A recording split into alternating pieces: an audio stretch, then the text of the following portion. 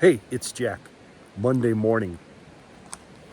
Market's up a little bit today, and we got a couple things you got to be aware of this week. Just a few things. We got the CPI, Consumer Price Index, and the PPI, the Producer Price Index.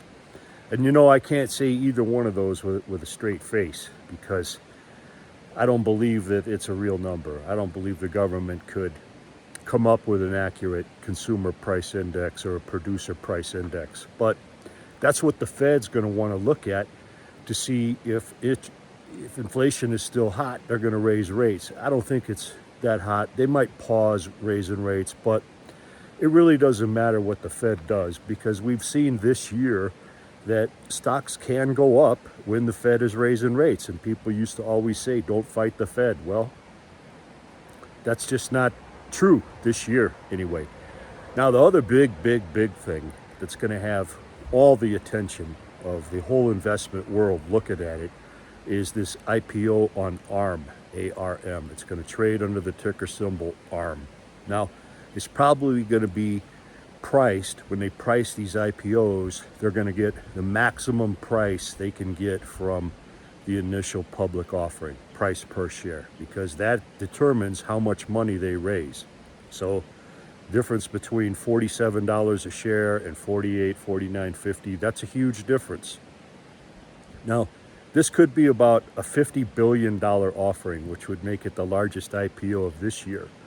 And what I want to tell you about this is, even though it's exciting and it's interesting and it's got everybody's attention, I'm not buying ARM on the open. I'm not going to buy the stock this week at all. And you probably shouldn't either. I'm not giving financial advice, but I'm just going to tell you, a lot of the times when these insiders get an IPO, they get it at a different price, right? An insider price. And then they have a lockup period and different time lengths.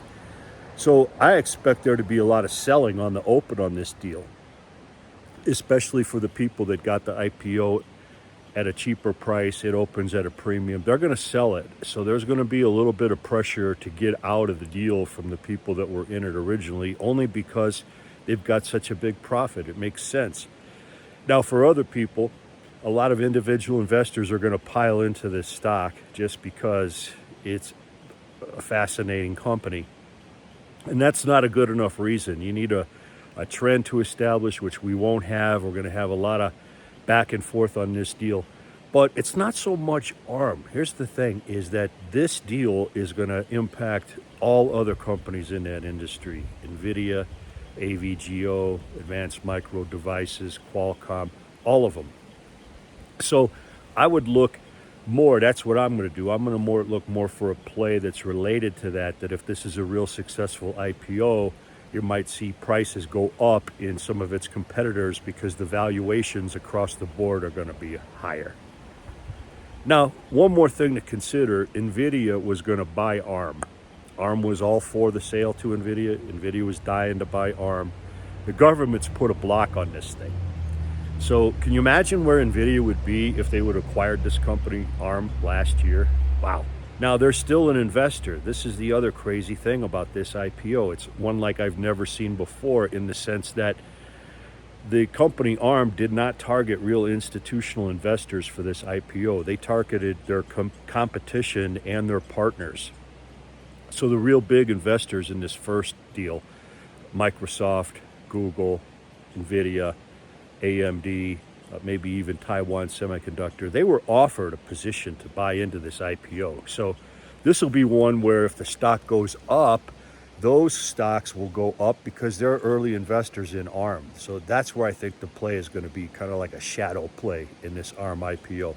But be careful if you want to buy this thing on the open. You might get a better price a couple days from now. But, that's my take on it. So take that for what it's worth, and I'll talk to you soon.